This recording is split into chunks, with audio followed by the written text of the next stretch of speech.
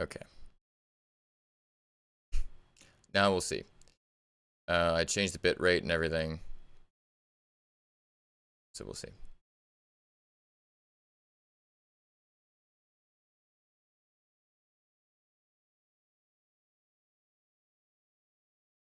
Pop out the chat.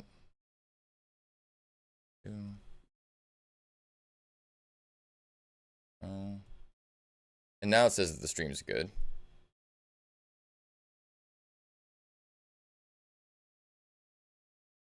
Because of the background? Yeah, I changed the video bit rate too. Oh, that is really loud. So yeah, we'll try it now.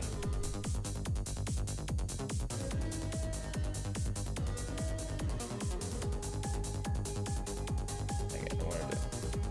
Here we go. Man, it is so windy outside.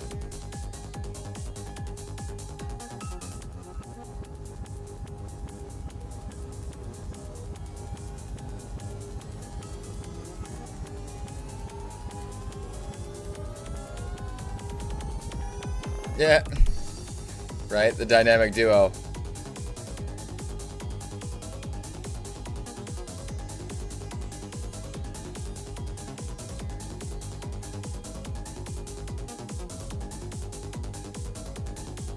Dude, did I tell you about me and Jamie playing Secrets of Mana recently? He's got stuff to do probably. I mean, so do I, but this is what I want to do right now. Probably do this for the next couple hours or something. Because I don't know. I like listening to my own music and talking with my homies.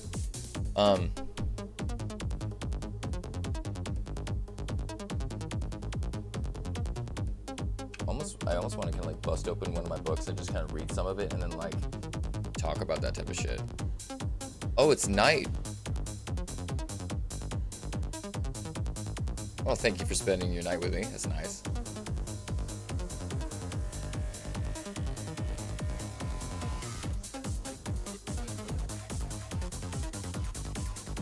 Hey, what up, Frank? How you doing, brother? We're just chilling. I was thinking about busting open around 10 p.m. there. Oh, dang. Did you see, by the way, did you see the pink moon recently? It was, it looked, at least the pictures I've seen looked really cool. Because I didn't get to see it. But, yeah, we just been, I've been talking about religion and stuff like that. About kind of the pattern-seeking part of the brain. I've been thinking about maybe busting open if I can find, I have this book by Joseph Campbell called The Power of Myth. And I thought it would be fun to kind of go through that and talk about it and look at that. Okay. Yeah, I forgot about that. I'm sorry.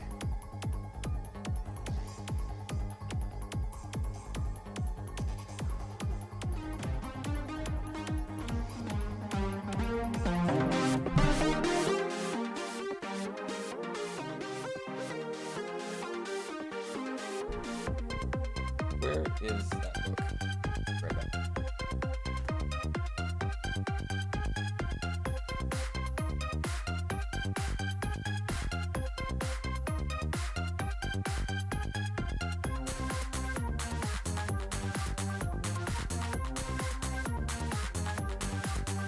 The Renegades? Oh, okay. What's the plot? What's kind of an overview of the plot? I'll be right back.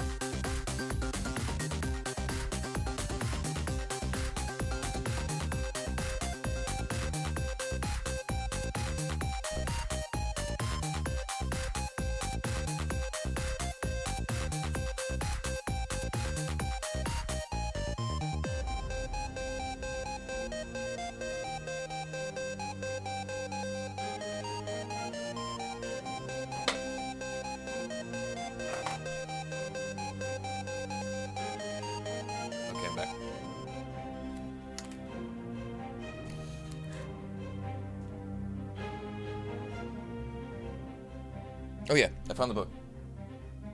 There.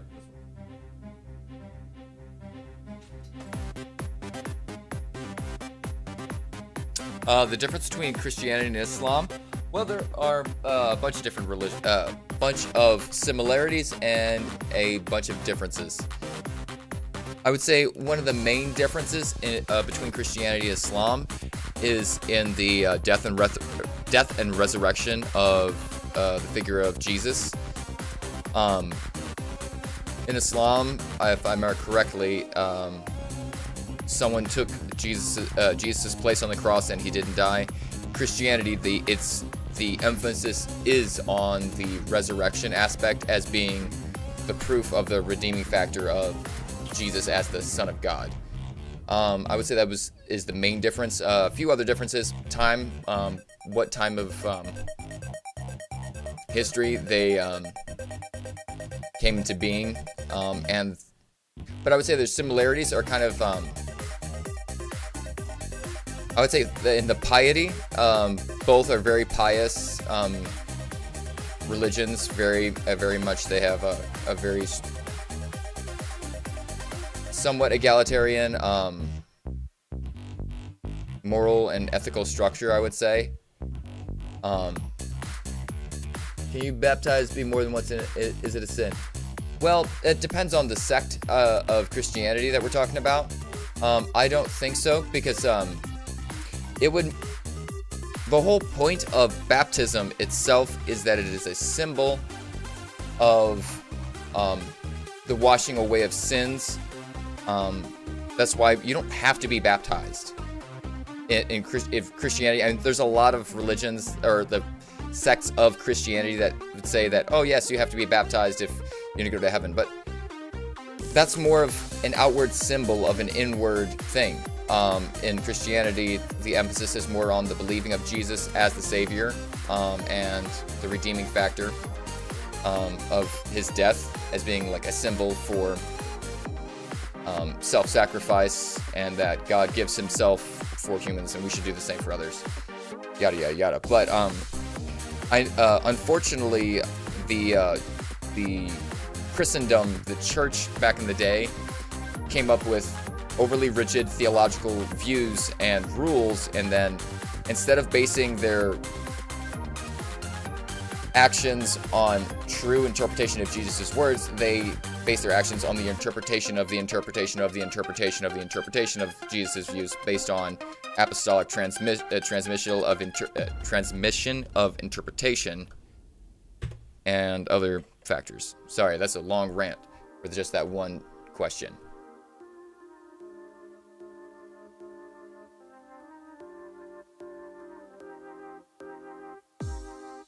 Ooh. Oh, I believe you did tell me about this book. Yes, I need to check that out. But actually, so if we're gonna talk about Christianity and Islam, let's go to the let's see if we can find sort of an index of this book. It has one. Masculine paternity.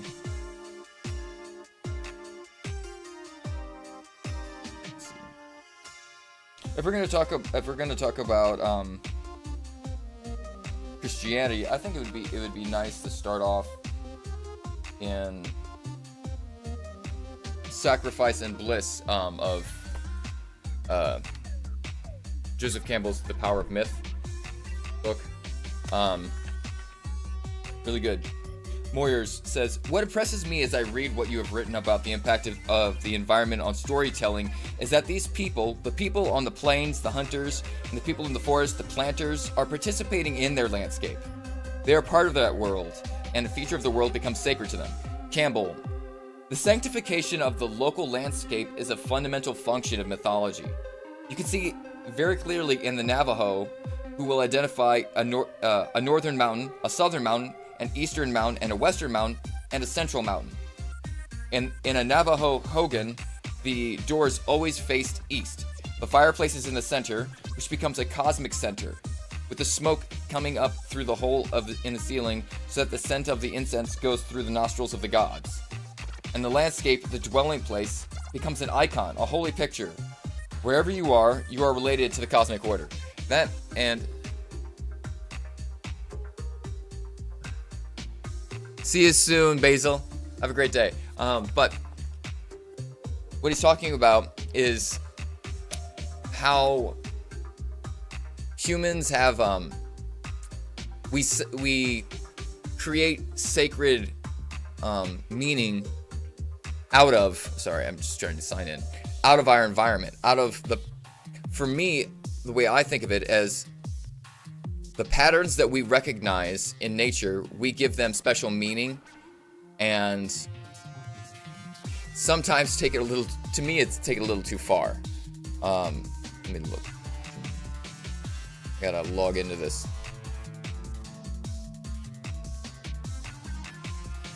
Just signed me out on my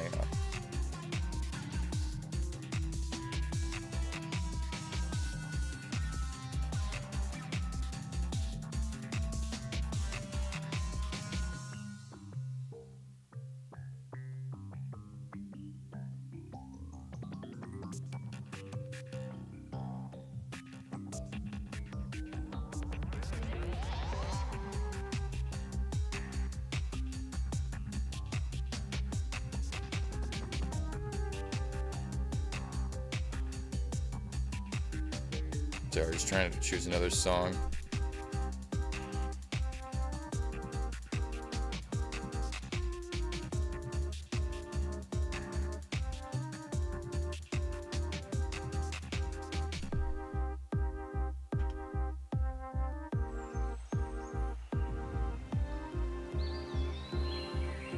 There we go.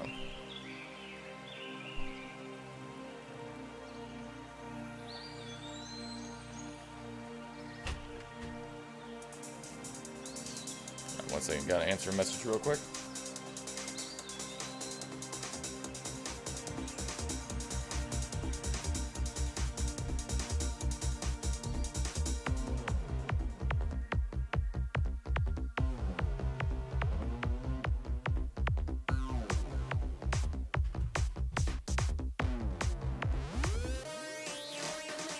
Sorry, just trying to get signed back in.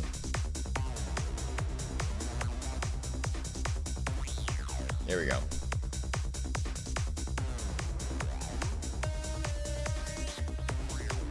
But I think one of the important things about studying religion, though, and learning about it,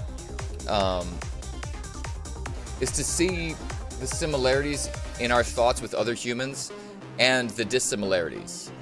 So that way we can kind of comprehend ourselves as individuals, but also understand that there is no individual so unique that they cannot relate to the rest of humanity. No matter what, there is a certain humanness to our experience. And I think religion is something that's worth studying because we can look back for a very long time through different religions and use that as a way to look at how humans have developed their thought over time. We can use it as a way to understand ourselves. Not just with the present day religions, but if we look at ancient religions, why did they believe what they believe? It's not important just like what R.G. Collingwood says in the book that we've been reading, The Idea of History. It's not just about, with history, the events that happened. It's about what was the thought behind it, which is like Hegel's idea. Or not idea, but like what he was looking at. It's the reason that the thing had to happen. What was the thought behind it? What was the motivation? Because lots of events are seemingly disconnected until you look at the, I guess the almost metaphysical aspect of it. Song over? No.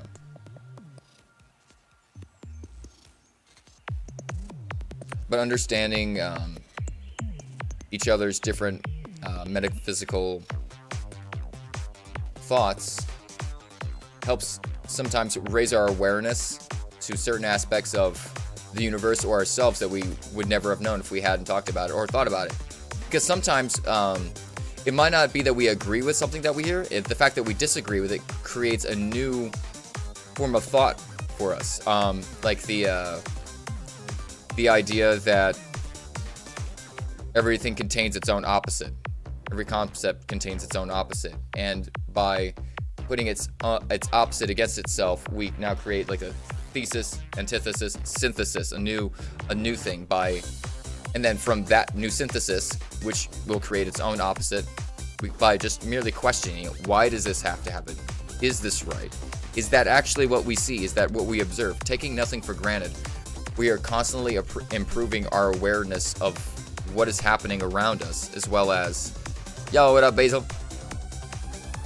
As well as, what it means to be a conscious human, what it means to be alive. The more that we explore other people's minds as well as our own, oh crap, the frame rate keeps dropping. I'm gonna see if I can fix that. I wonder if it's the Luma key stuff. I'm just gonna turn off that stuff and then turn off the background.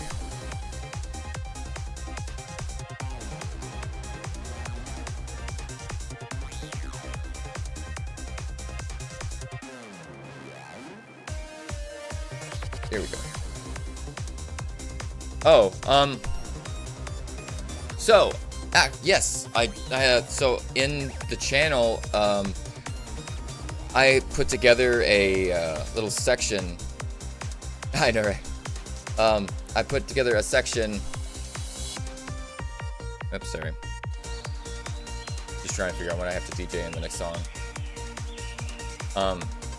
In my channel, again, I have a section that says philosophy sources.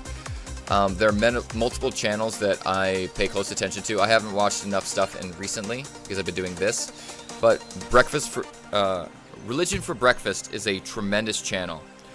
He has a lot of good videos on different religions, as well as brings in sources himself that you can go and look into. But most of what I learn is from reading books about philosophy, and also learning about the history of philosophy itself and just thinking about it. In my channel, in the philosophy sources section, I have a playlist of Arthur Holmes' history of philosophy. He goes through from the very beginning of Western philosophy. He goes into how it kind of developed in Europe. I don't know. He hasn't gone through anything in the East at all yet. So far, like as far as I've gotten to, I think I just got to John Locke. There's like 150 videos. Oh, what up? I got X, dude, bro. I can't remember your name. Please remind me. So that way I can work it into my brain. Hasdos. What's Hasdos?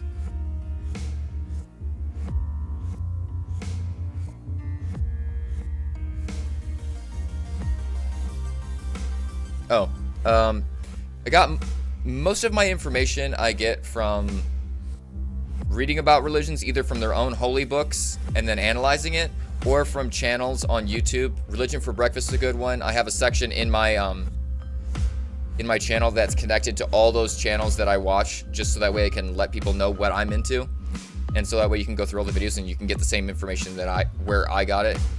So that way, if I'm misconstruing something, you can remind me of it or help me kind of learn about when we have these type of discussions. But I have a lot of I've read many different holy books. I've listened to them. I've listened to I have the Upanishads as well as listened to them. I've listened to the Puranas. I've listened to the Bhagavad Gita. I haven't done the whole Mahabharata yet. I've listened to the Quran most of the way.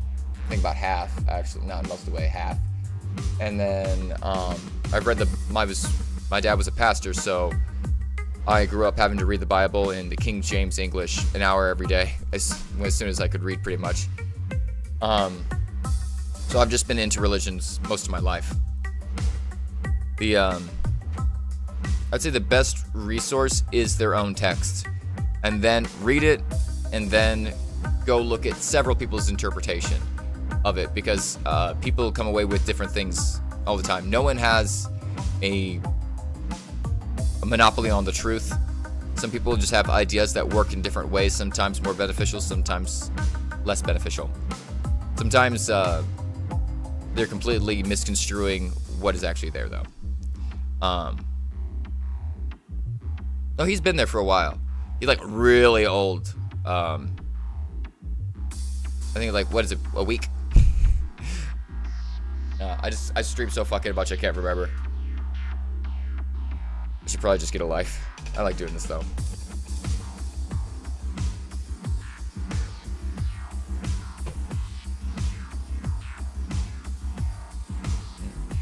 Gotta switch to the next song, or get the next song loaded.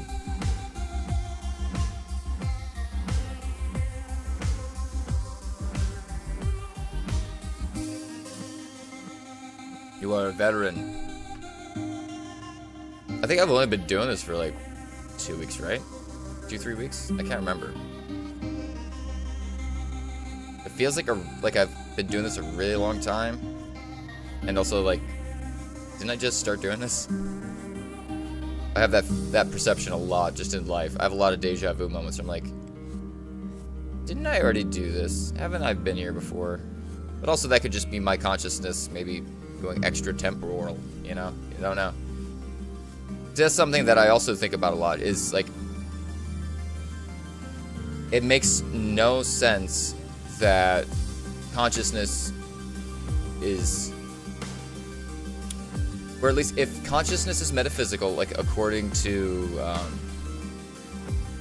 religion, it makes no sense that it would be bound to temporality. Why can't it just play things in reverse and go forward and back? Wouldn't that be true free will? The ability to be conscious of your future actions and then go back in your consciousness to the actions that you did before. Oh yeah, I remember that. Yeah. I like streaming because I get to meet some pretty cool people here. Although like I feel like the past few streams though, like there hasn't been like pushed out to much people at all. I'm lagging again. Maybe it's the music. Does it lag this much when I play guitar?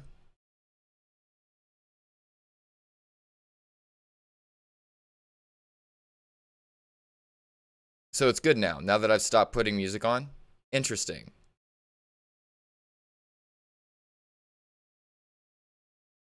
Huh. I wonder why it does it so much. Like I lowered my bit rate and everything, and so it's okay, now it's going back up. Okay. Maybe if I try editing the property of the camera.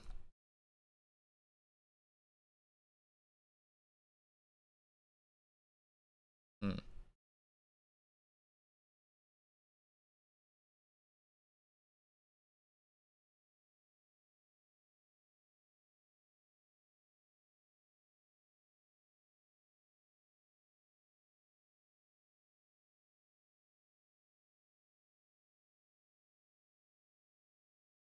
Interesting. I'm gonna try deactivating my camera real quick, and then see if I can fix anything. Hmm.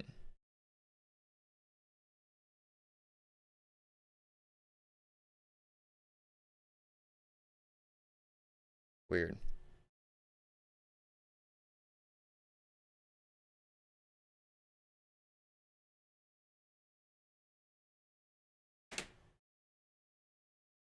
So freaking weird. I wonder why it's doing that. It's outputting so much for no reason.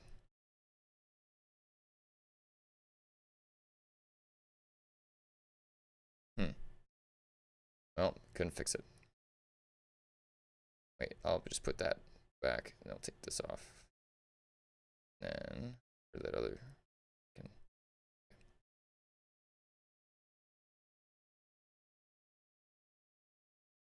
Okay. Shit, that sucks because I want to be able to do music and stuff. Wonder if I can output.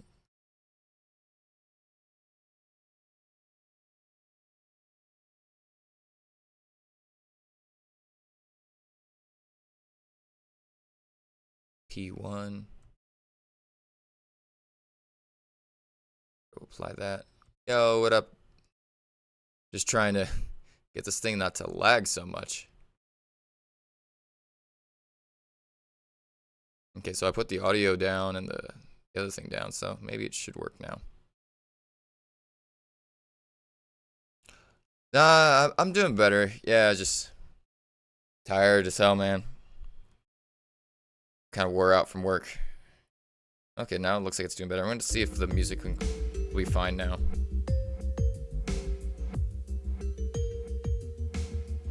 Yeah, it should be fine now. What up, Danny? How you doing? Oh, doing pretty good. Just been chilling, been playing music, trying to figure out why the stream is so buggy. Just been ranting on, I guess, yeah, ranting, rambling on about religion and stuff like that. What I think it's good for, what, you know, we can learn from it, with what we should take away from it, what we shouldn't do. Yeah, what up, T-shirt? How you doing, brother? So, I have a question for y'all. Do you believe in a God? Do you have a religion? If so, what religion is it?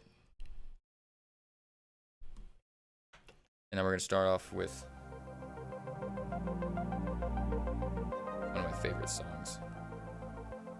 This is Rainforest by Schmidt Show, me.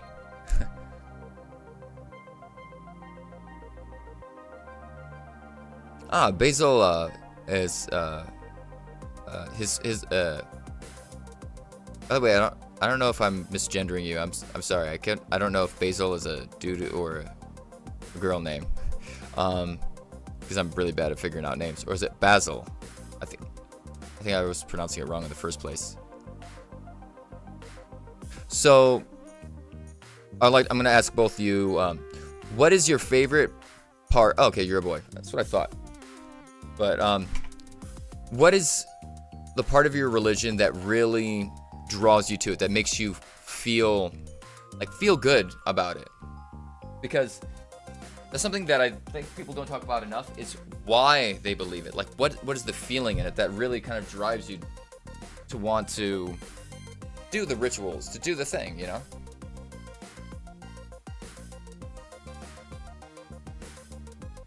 Okay.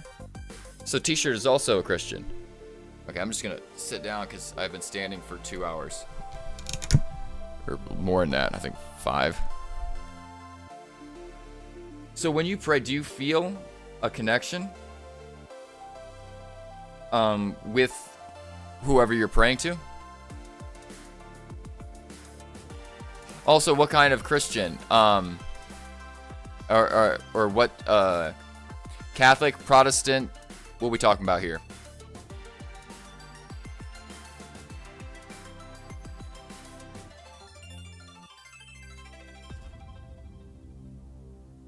Okay, so when you feel that connection, I don't know if this is too close to my face now. Can you describe that? What, for you, does it feel like? Oh, what do I mean? I guess probably to the other question. What kind of church do you go to? Do you go to like a Catholic church, a Baptist church? What kind of church is your thing? And also, I would love to ask Basil sometime. What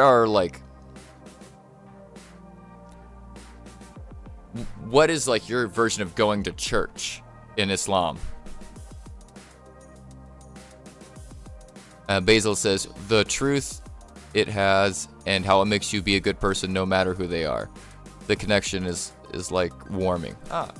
Oh, you don't go to church? Okay. Yeah, I can understand that, especially since nowadays it's almost basically like a money scam at this point for a lot of a lot of places.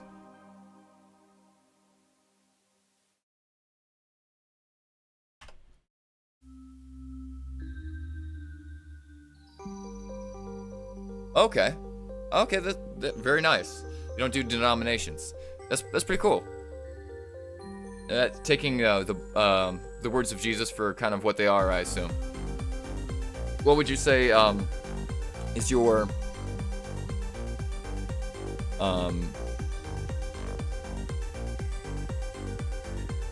what does Jesus speak about the most that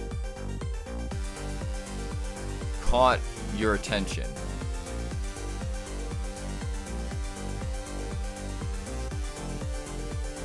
Okay, so y'all go to the mosque on Fridays to pray a special prayer. That's pretty cool. So, when you're doing, what's kind of the essence of the prayer? What does the prayer mean?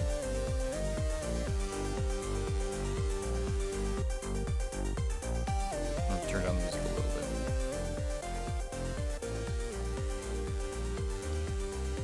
Because that's something that I've noticed is that a very important of pretty much every religion is prayer, whether you do the fellowship or do the rituals, the community rituals. Prayer seems to be a very important part of it, which is like, do you pray out loud, or is it an inner prayer that you kind of recite in your head? I do play Secrets of Mana with my wife ever so often. Dude, we've been grinding on it for like a week, and so this last time we were playing, we played for a few hours, didn't save, and then we were going to we just beat this boss,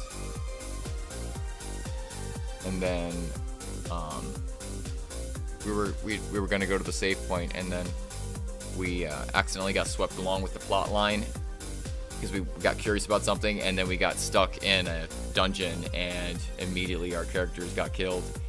We lost all the progress that we had, and we thought we had a quick save, and oh my god, it was actually even farther back than the last save, so we had ruined it twice. Yeah, man, it was time of frustration. So yeah. Now, when you pray, do you feel do you get a response, or what is that? How do you feel like with? Do you hear something back, or are you just kind of saying it into the air, or into the internet, I guess?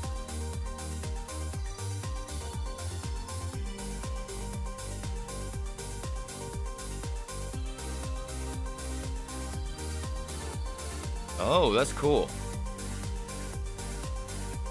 So it's kind of like a call for unity to basically everybody, like, hey, let's all come together at this one time and think about the deity. Oh, that's awesome. You feel hope. I can understand that. T-shirt says, I took mushrooms last night and felt like I was worshiping God. I can't explain it, but I was like, I don't know. I was connected to everything. Yes, I spoke a little bit about that earlier in the other stream, but it was having really bad lagging problems. And everyone, and one love. I was also talking about that earlier with the ingestion of psychotropic, hallucinogenic, or entheogenic substances. Our brains kick into overdrive with its pattern-seeking ability. And starts deriving meaning where we didn't see meaning before. But actually, for me, I think meaning actually is something that doesn't exist until the human mind creates it. So meaning, yeah, there is meaning in everything, and everything is connected. It actually is, on a very fundamental level. Just even from a physical standpoint, the universe means one giant thing. So like, we are not separate from the universe. We are the universe talking.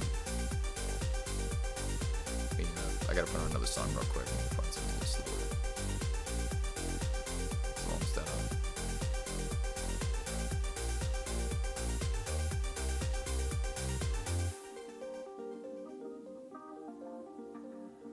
There we go.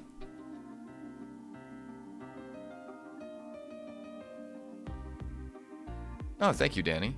I'm glad that you like it. T-shirt says it's a miracle, bro. Shifted my perspective. I've been dealing with being stuck. Well, I hope so. See, that's and then.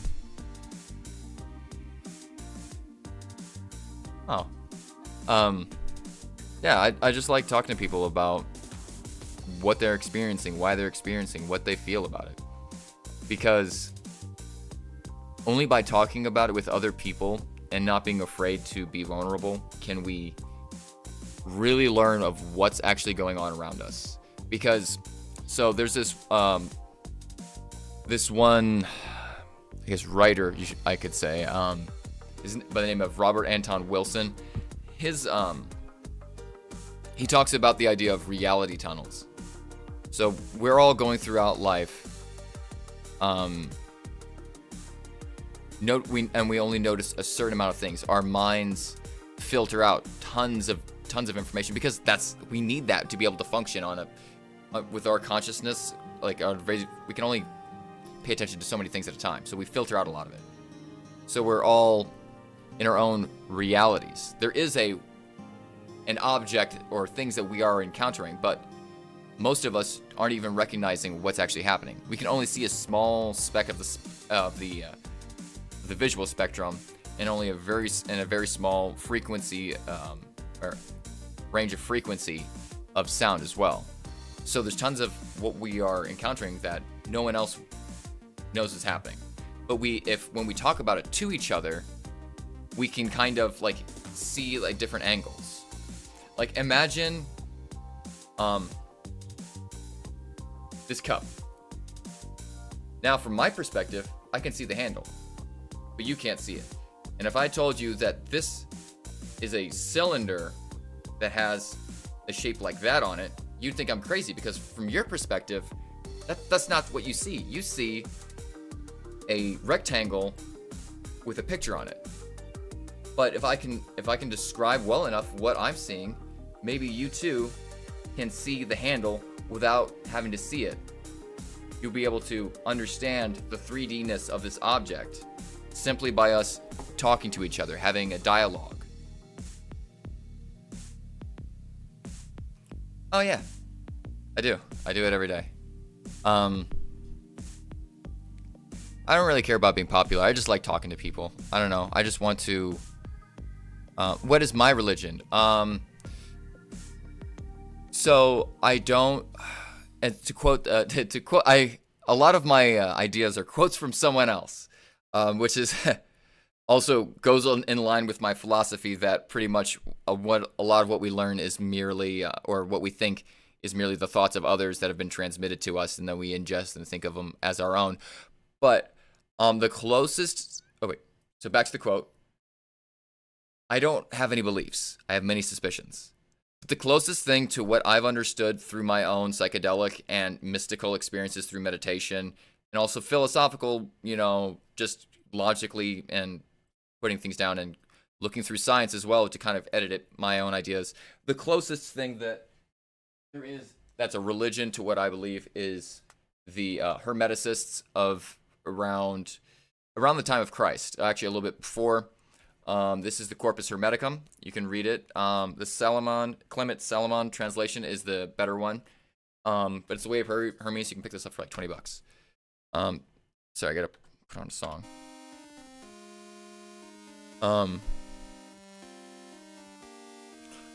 Hey, what's up, Mockery? I wouldn't call myself a good person. See, I don't think there is such a thing as good or evil. That's only something that I have a whole thing on that. I'll read that in a bit if you want to hear about that. Oh, let me go back to Basil's talk about, because he had the question about white holes. Have I heard of the theory of white hole that sucks you out instead of, or pushes you out instead of sucking, basically the opposite of black hole? Yes, the idea that that black holes are actually connected with a white hole, then it just shoots it out in another form of space.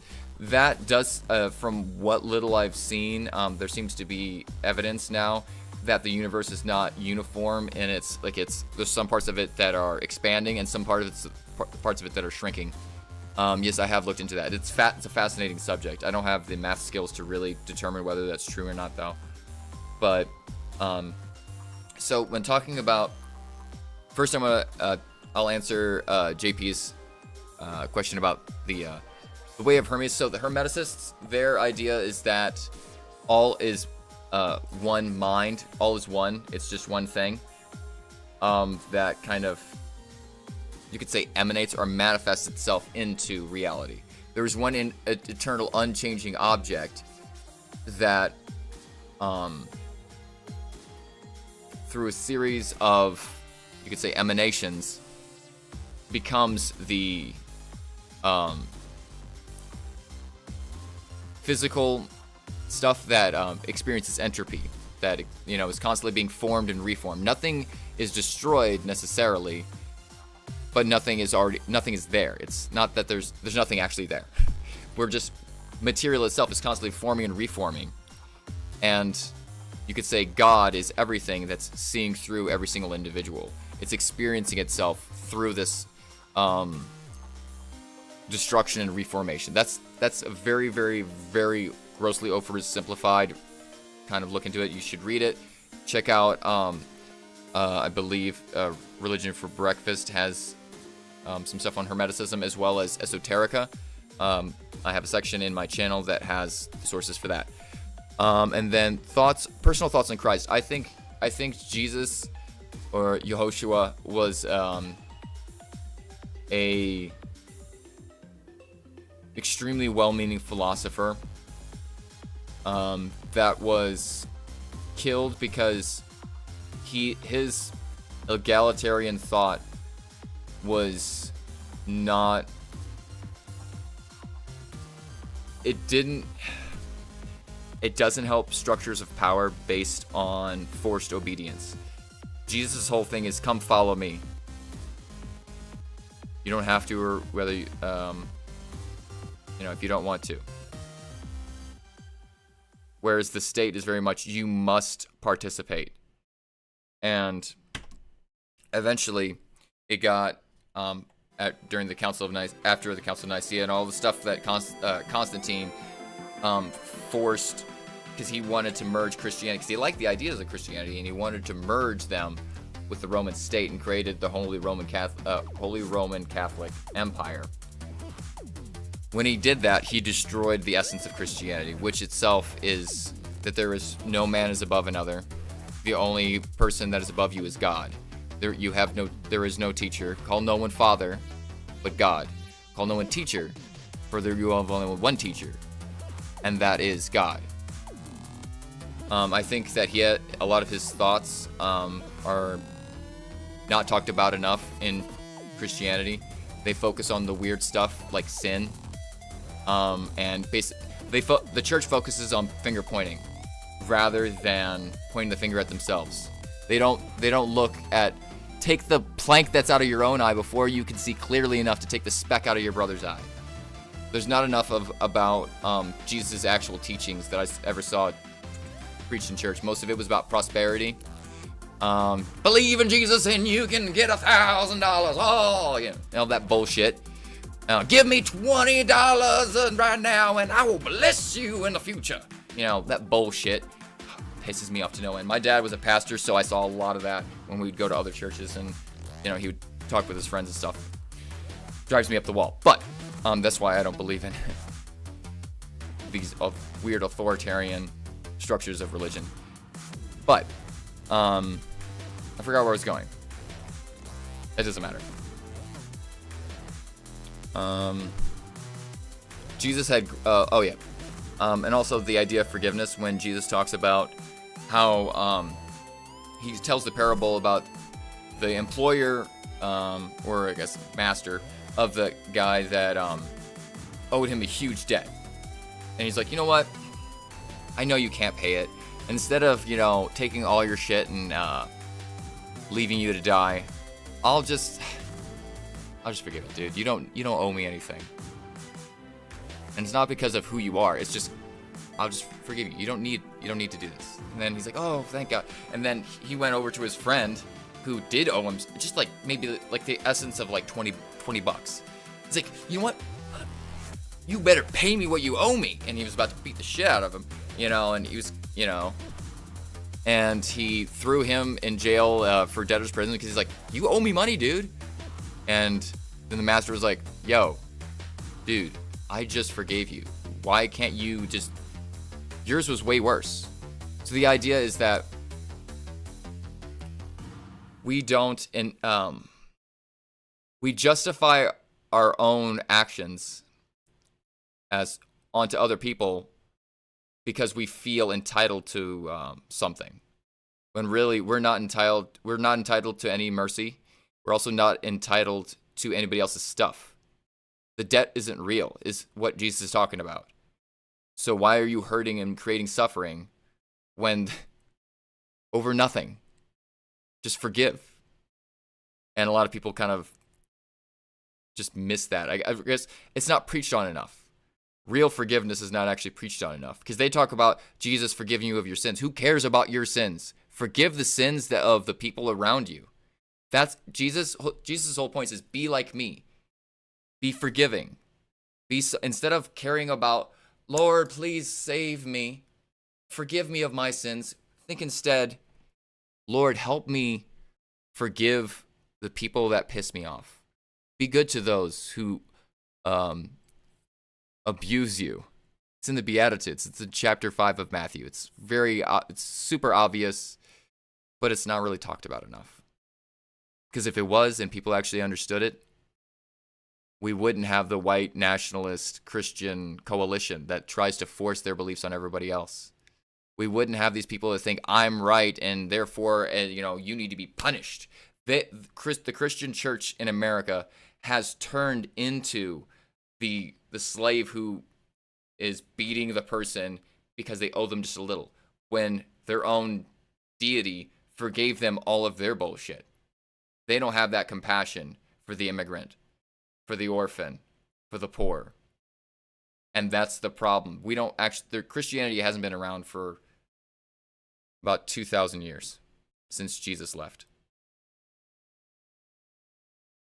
Sorry, my thing I gotta put the music back on. There we go. It is. Forgiveness is extremely important. And then in Islam we believe, oh, sorry, my thing's covering up the chat. I don't know why it keeps, okay, here we go. In Islam we believe that Isa, peace be upon him, is taken to heavens and later brought down instead of killed. Interesting. Very interesting. I need to read more of the Quran. I've only got halfway through it. I need to get through the rest. And JP001 says, Buddhists talk about this as heaven, nirvana, isn't the last goal, but the return of pure essence, moksha, yes, is the end of the cycle and becoming one to the God. Yes. But even then, the God not being attached to itself and to its own godness remanifest. Oh, damn it. I'm lagging again. The God remanifests. I'm just going to wait for the lag to go. Maybe the lag should be cleared up by now. The God manifests itself back into reality. Because even though, I've thought about that a lot. The Buddhist idea of I don't think nirvana is an escape. The problem is the whole idea, the music makes it laggy. It's so fucking bullshit.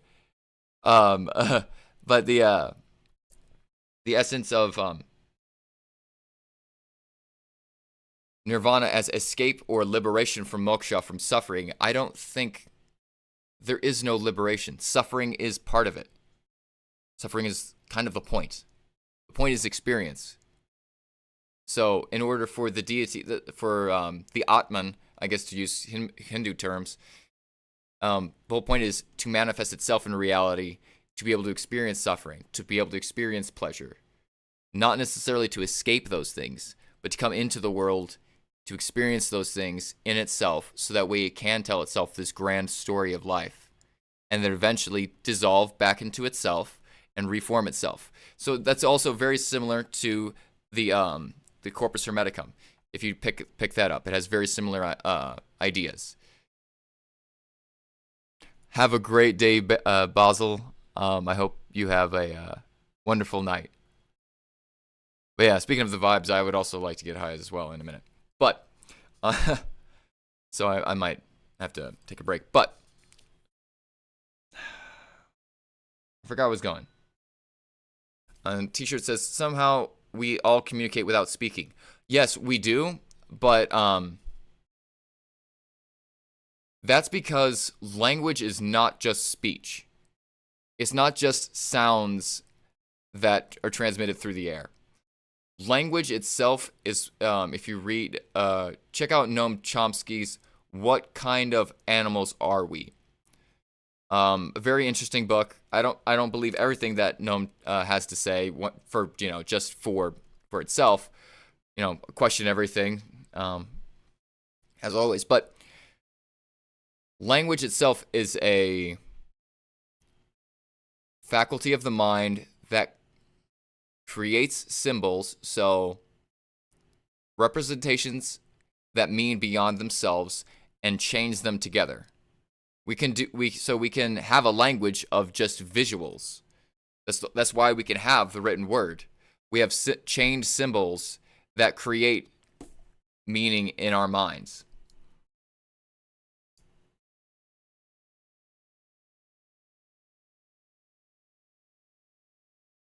Which it later brought down on the Day of Judgment. Interesting. So kind of like in the apocalyptic kind of part of the Quran, because I haven't gotten that far yet. So what is the end times version? What's the end of the world teleology? To use a big word, which means just telos, TELOS. I believe. It means to look at something far. I can't remember. I need to look this up real quick.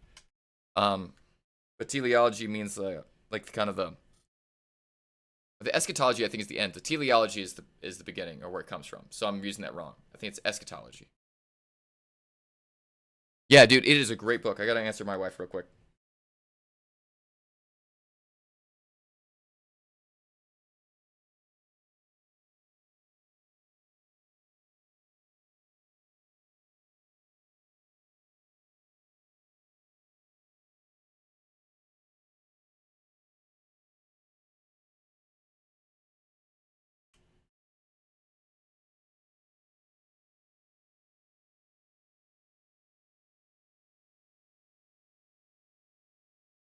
Be right back.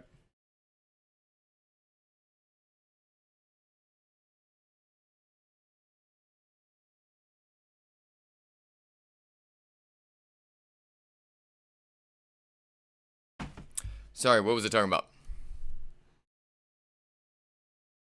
So it says there will be a day when the world ends and we are brought to be judged if we go to heaven or hell. Very interesting. So what is kind of the how does that go? What's the judgment like? Because in Christianity, it's usually compared to sheeps and goats type of thing. JP001 says, I remember I heard a story in the past. Buddhist monk communicate via gland in their foreheads, third eyes to send information idea through distances, and they sent whole information, not as. Oh, and it cuts off there. Okay, not as words work when you say apples. People see. People see things differently in mind. So whole concept transfers, not just word transfers. You're saying. So ideal visual vision, etc., and so on. So I think that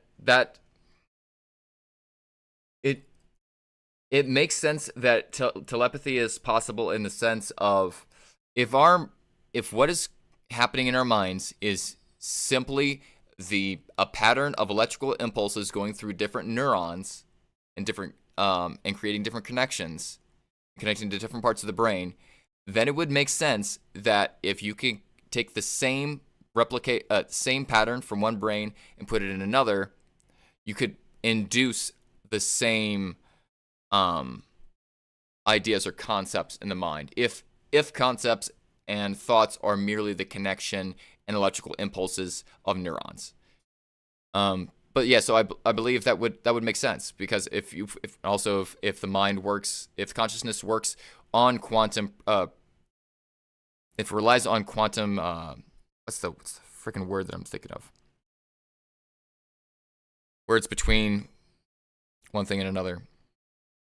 But if that actually does happen in the microtubules, like I think Penrose has something he talks about with that. He's doing research, and also Weinstein is also doing research on it. If our brains are like quantum computers, it would make sense that through quantum entanglement, you could connect two minds and thereby transfer the information through electrical charges through the changes in that, but whatever. I wouldn't call myself clever. I get obsessed on stuff, and I've overthought stuff all my life. Um, I like patterns a lot, and so I'm obsessed with patterns. And I've noticed that a lot of times I misconstrue patterns as having meaning, though, that actually don't have any meaning. That's why I have a whole painting on that. And Basil says, we will be judged one by our good deeds and by our bad ones, put on a scale. Interesting. So that kind of reminds me in Egyptian sections of Egyptian religion, because Egyptian religion is not one monolith. It's a 6,000-year history of religion. Anubis weighs the heart against a feather. And also, which, the heart, if it's filled with bad deeds, it will, be heavier than the feather, and the soul will be thrown to the crocodile, half crocodile, half whatever. I have the Egyptian Book of the Dead around here somewhere, but it reminds me a lot of that. And JP says, as I believe that the story of Babel is where God condemns humans by building a tower to reach heaven, where God puts language as a barrier. Interesting. That's a very interesting thought. The idea of using idea of, well, see, this just gave me an interesting thought. What if the Tower of Babel was not about, holy shit. So I just had a very interesting thought. What if the Tower of Babel story is not about people randomly speaking different languages, but merely the fact that our minds became disconnected? Because when we speak to each other, me and you, we are talking in gists, like little kind of essences. I assume that you know that the words that I'm speaking and the sounds that I'm making have the same connotation to a concept in your mind. What if the Tower of Babel is merely the breaking of the connections of minds to transmit instant thought? And then from there, we had to speak out loud. And we now we misunderstand each other constantly because we're all just assuming each other knows these things. All right. Have a great night, Basil. See, that's where my mind kind of goes a lot. That's why I love to learn about mythology and religion, because if you think about it from a different perspective, you can get new information on it, or maybe a different view of ourselves. But I like that idea of the Tower of Babel. And from there, from us, I notice a lot of times when I'm fighting with someone or when I'm arguing, we're talking about the same fucking thing. I'm saying the same words. They're saying the same words, but we have two different pictures in our minds. And because of that, we start arguing and everything. But if I can put myself in their shoes, or they can put themselves in my shoes, and we can try to see something from a different perspective, then the fight kind of dissolves, and it's like, oh shit, what were we even arguing about? Why was I getting so heated about this? And yes, and conflicts happen, and war, and people lose harmony. Yes, and it happens on a very, just a one-to-one personal level. We could speak English and still be speaking different languages, just because of the things that I say might mean something completely different to you. But also at the same time, we can do things like, say, my coworker was saying this thing to me. It was like, green, green, green. It was just basically naming colors, but saying basically like ring, ring, ring, hello, yellow, like, or something like that. But it's, it's your third language. Damn. See, but also at the same time, we can speak languages. We can speak something and just trust that we have a similar idea in our head. And we can use this model as a way to understand each other or to work together.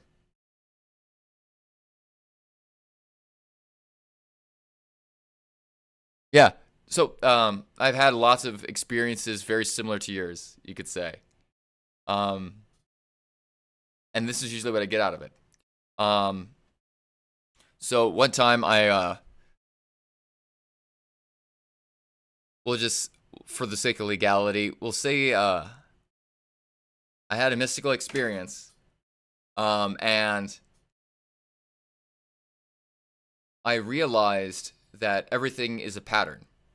Everything. All art, all history, all behavior, everything in the universe is a pattern. That consciousness kind of is just flowing through. It's already happened, it already will happen, everything's already solid. And there's just infinite, or almost infinite versions of everything. Everything kind of, it's infinite, but it's a closed infinity, kind of like approaching an asymptote in math. You're always having the distance, and the distance is always getting smaller and smaller and smaller, but you're never reaching it. There's just infinite timelines that consciousness is putting itself through. And that all religions, all mythology, the reason that they use these stupid and weird symbols and gods and all this stuff is because they're memorable. The whole point is for mnemonic symbols to be transferred from one person to the next, so that way when someone actually does understand the information and understand that the symbol is not about Hermes is not some dude with wings on his feet and a hat with wings. Those symbolize a flying intellect and athleticism. Those symbolize more than just the surface. When someone understands that, the ancient information that that the priesthood understood about the universe is being transmitted through these symbols. But most people, I don't like to generalize, but this is my experience, is that most people, they'll look at something for half a second, take their assumption as being what is there, and then move on. People don't really look beyond the surface. That's why philosophy is important, because it goes, whoa, wait a minute. What is that? What actually is that? Why is that? And from there, we can truly start to see something rather than just holding on to misapprehensions or moksha. Or not moksha, Maya, sorry. We're no longer seeing the snake in the road. We're just seeing that's a rope. But that's why, during that experience, I realized that all religions were saying very similar things. Not the same thing, but they were the transmission of information to the few people that actually understood what was going on. And that's one of the reasons why I'm very, very into studying religion and mythology, because they transfer more information than our technology can. Like, the problem is the human species itself is extremely under-evolved. We're basically in an embryonic state compared to what we will be. Because all the stuff that we have right now, we think technology is the tits. We haven't evolved socially enough. We have gone so fast technologically because we've taken inventions from smart people and then mass-produced them, and now us average people are just, we don't understand the consequences of what we're doing. Nor do the smart people understand the consequences of what they're doing. Anyways, nobody actually truly understands why or what we're doing. We're just doing it, and then we come up with rationalities afterwards. But anyways, eventually, humans will finally catch up mentally with our technology, and we'll kind of basically merge with that at that point. It's not going to be like AI. All the stuff that we have now, people think it's, every generation thinks that the continuation of the present is what the future will be. And to a degree, that's a great assumption. The problem is that if you looked at anything that predicts the future, it's always wrong, because the universe is not is so complex that the human mind cannot predict the what we perceive as being the random. We can't account for that X factor, the unknown unknowns. And so we come up with these stories that are like, like in 1937 with what's his name? George Orwell's over there somewhere. I think it's Things to Come. Not George Orwell. H.G. Wells' Things to Come. He thinks that by like the 90s we'd all be like in flying saucers and stuff, and that we'd be shooting people to the moon through a giant gun. That's not what happened. Yeah, we did go to the moon. Yeah, we have airplanes that transport a lot of people, but it's nothing compared to the technology is never as cool as that. Actually, the technology kind of gets more simple to a degree than the imagination of the person who predicts the future. They're just being in a different frequency from us. They are here, and they're here in a different plane. They are around you when we start talking. Pay attention. What are? Sorry, I kind of lost track of what was going on. I need to get some water. My throat is hurting.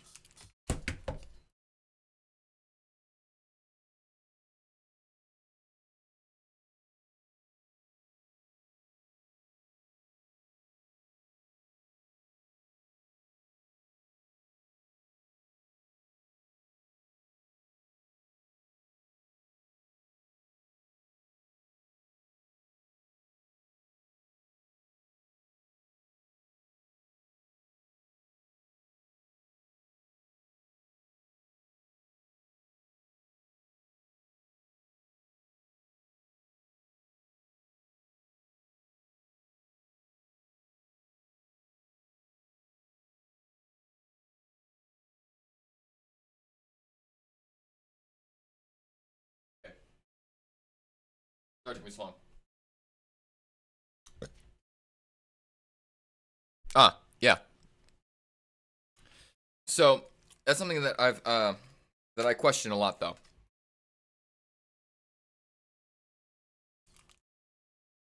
I'll see you in a bit, bro.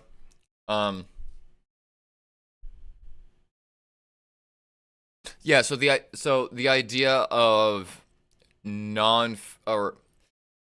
so when you talk about spirits or ghosts, do you think that they are made out of a different substance than us, like, or as in a non-physical substance, or do you think that it's all physicality that we just don't perceive? Like, say the ghosts are just a different type of particle or something like that we just haven't discovered yet, just because we don't have the ability to sense it or even think of how to engage with it.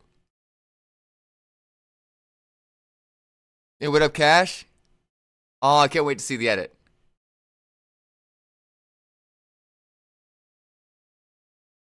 Yeah, so that I have myself I try not to shit on any belief, or metaphysical belief.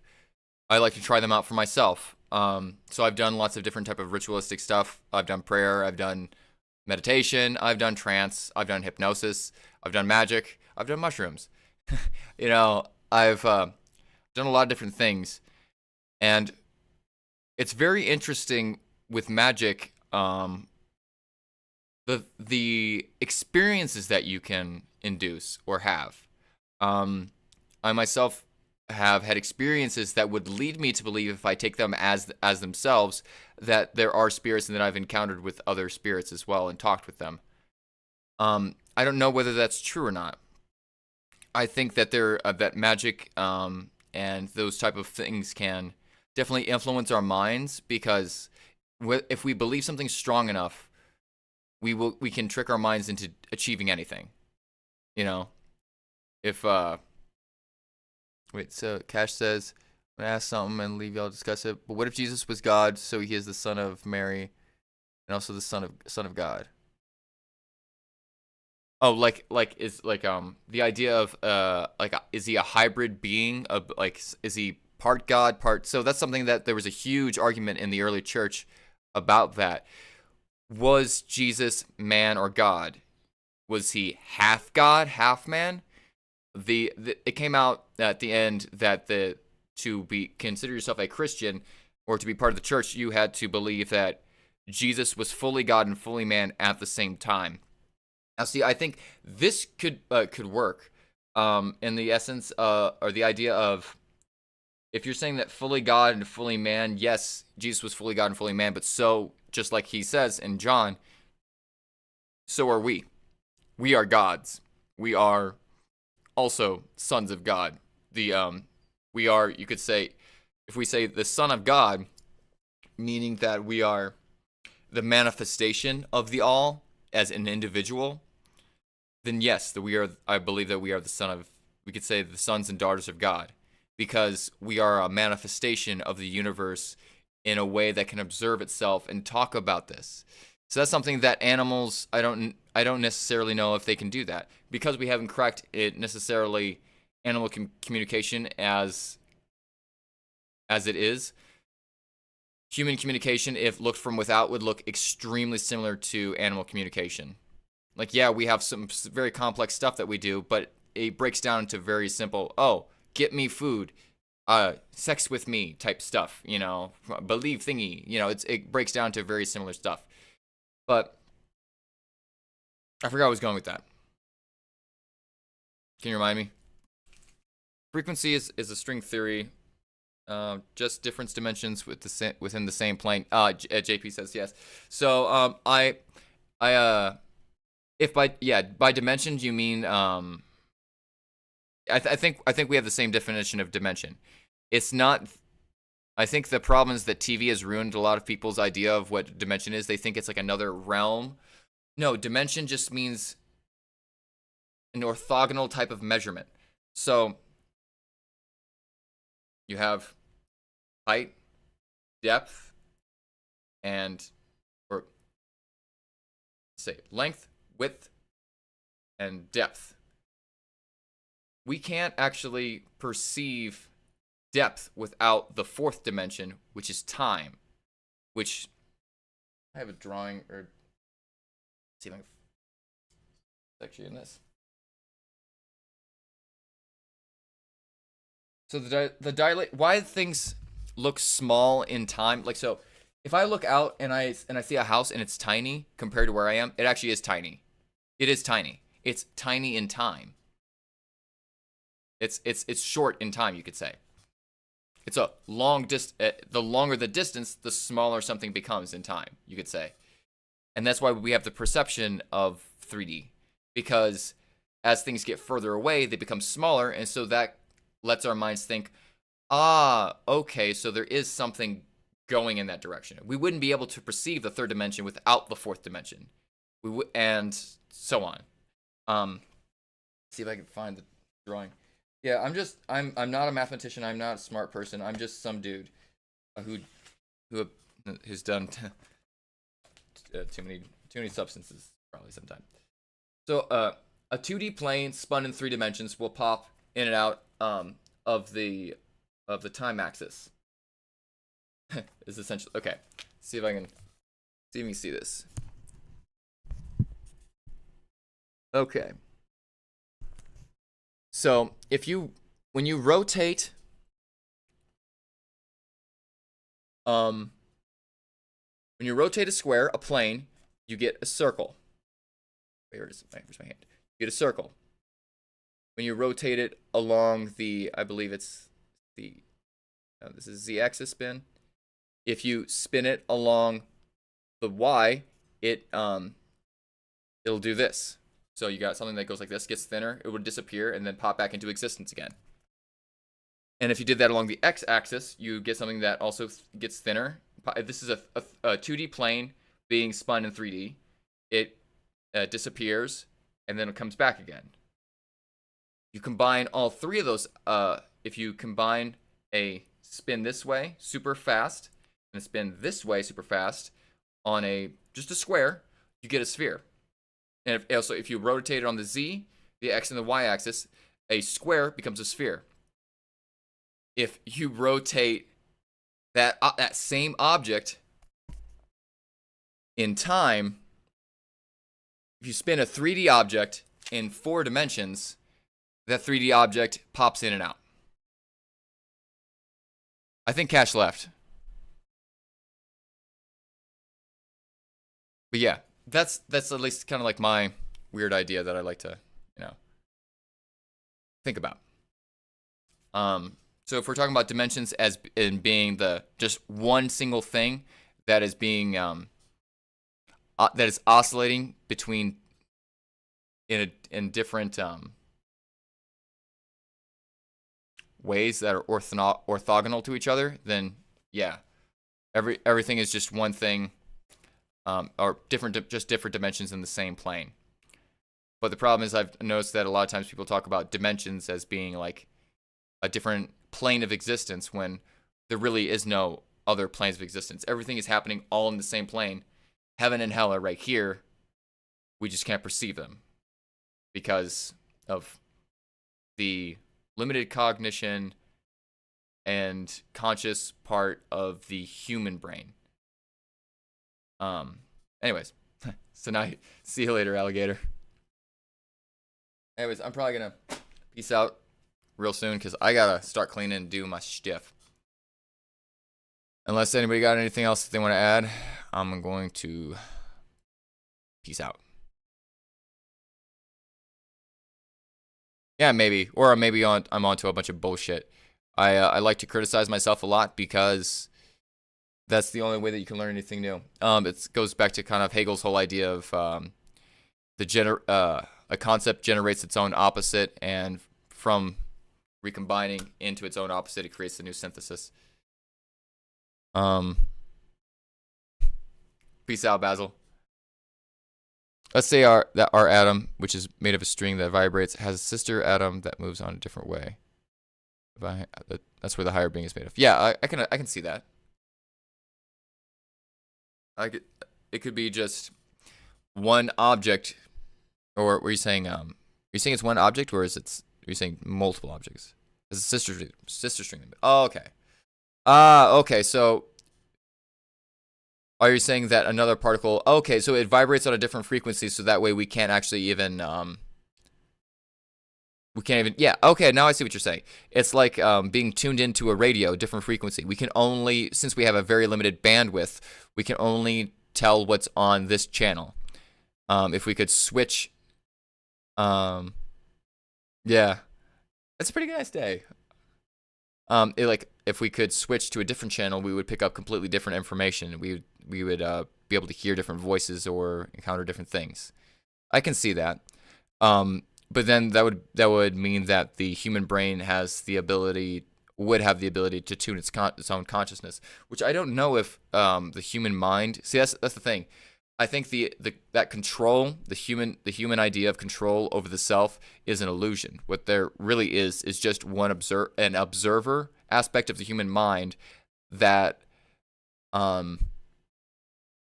is aware of the story that is being generated through logical pathways in the mind. It's a hard thing to talk about.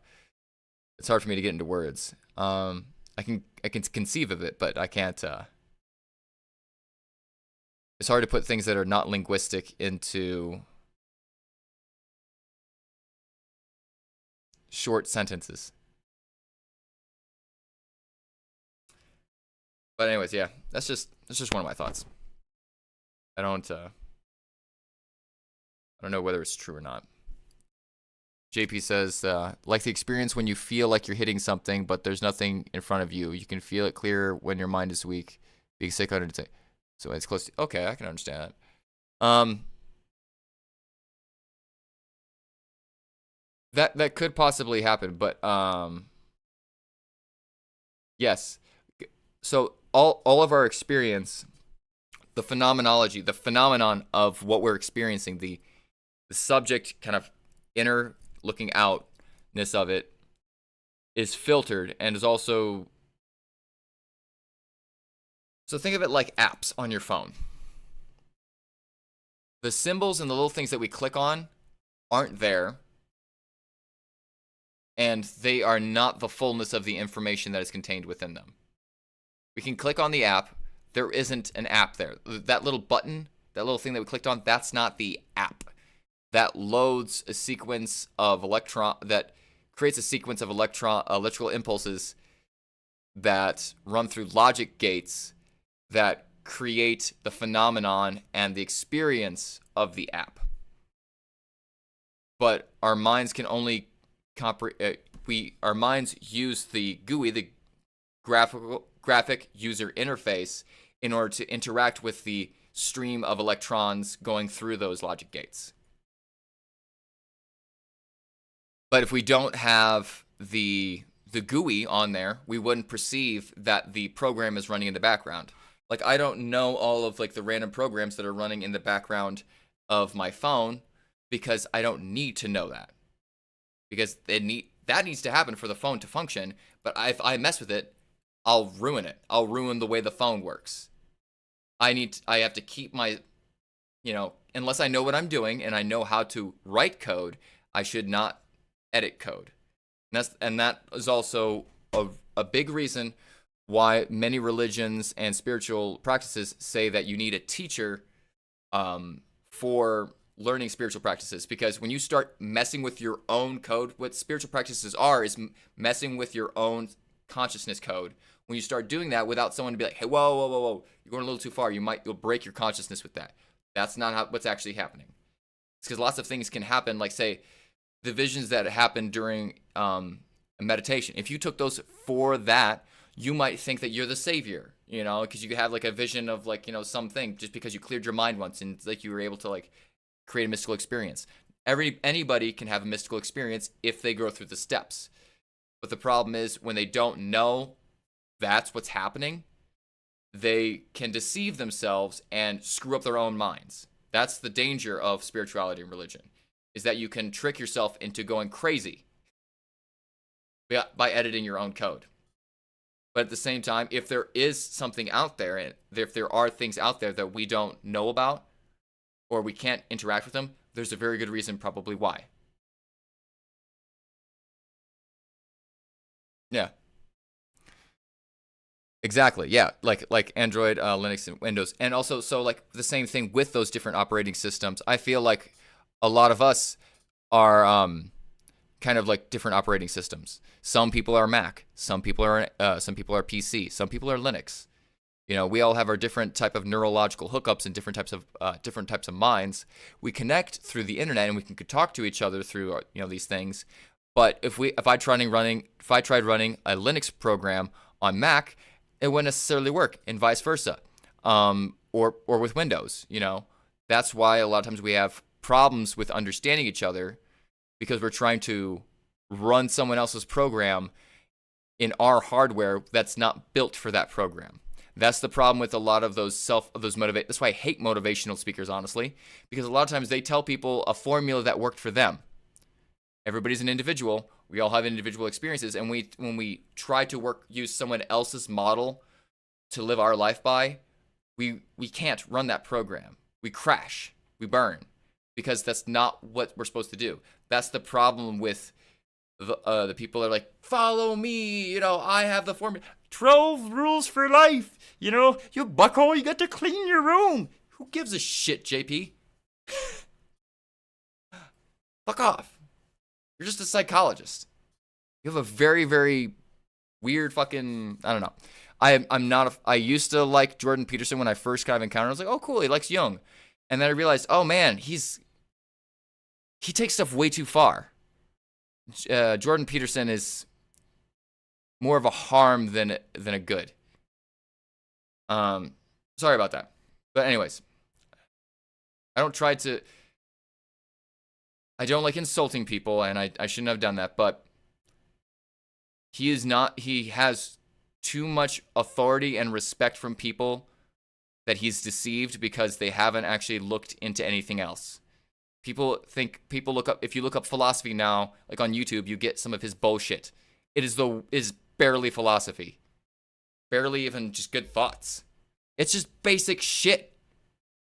And he can't even follow it. And then he wrote 12 more rules for life. And this is something that R.G. Collingwood talks about in The Idea of History.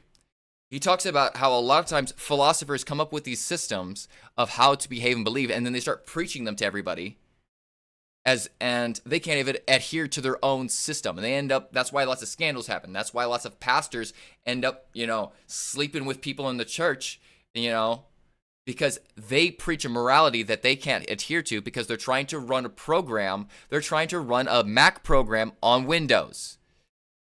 It doesn't work like that.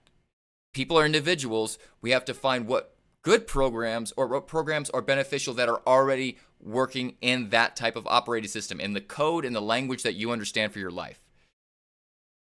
I don't know, I feel like I'm ranting about some stuff that doesn't, in essence, it doesn't matter, because humans will do what humans will do.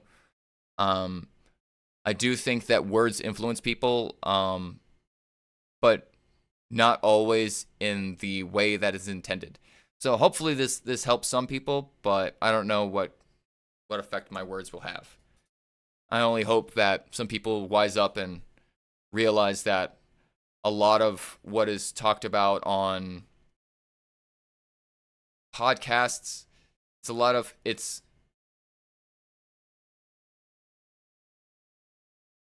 stuff that promotes a system that benefits from you. A lot of it is exploitation of the viewer. Believe my thing, buy my shit, subscribe to my channel, watch me because, it's free, but it actually isn't free because it costs you your attention, gives you very little in return, and as well, they're still getting paid by advertisers. You're still getting forced ads now. Because like when I was a kid and I was growing up with YouTube, it had, once in a while it had an ad and you could skip them.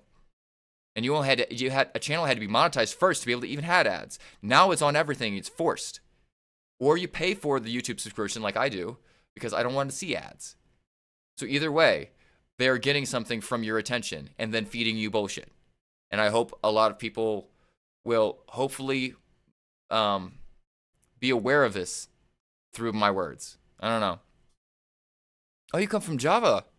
We're a little about our life philosophy. I will definitely check that out. That's cool. People are desperate for something to believe in as we look at our parents. Even as an adult, we look for someone that we can believe to take care of us, which is no one. Agreed. Yeah, we all like a savior. We want someone to save us so that way we don't have to do the thing. It's easier to look to someone else to save you. But at the same time, we should be that to other people as well. If we can be our own savior and the savior of others, and other people do that too. That's not the savior.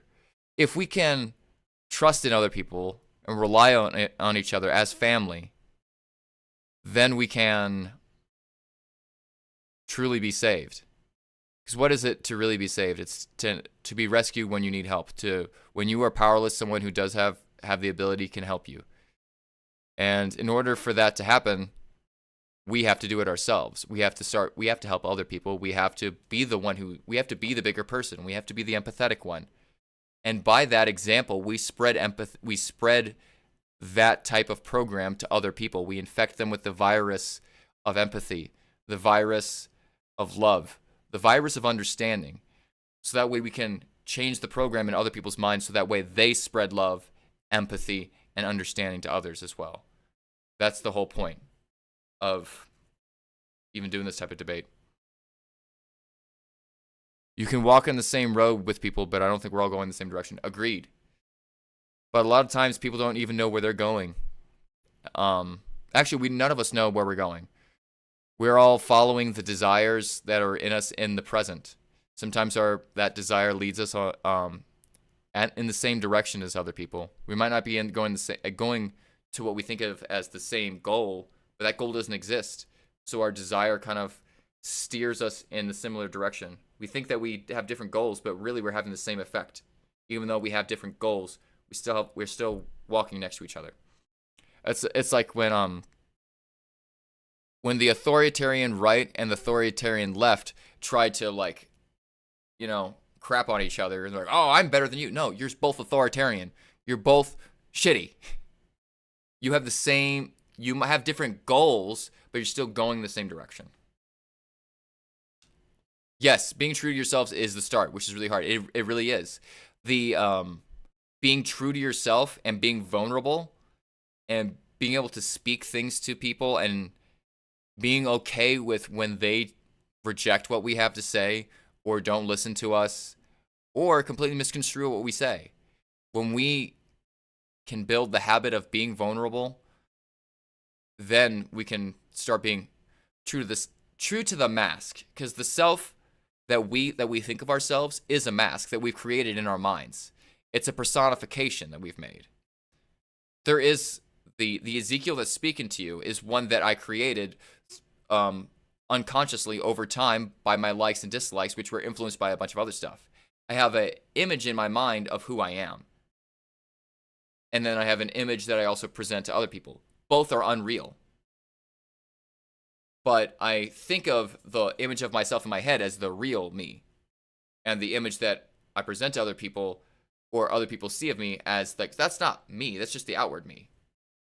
Lacan has a really...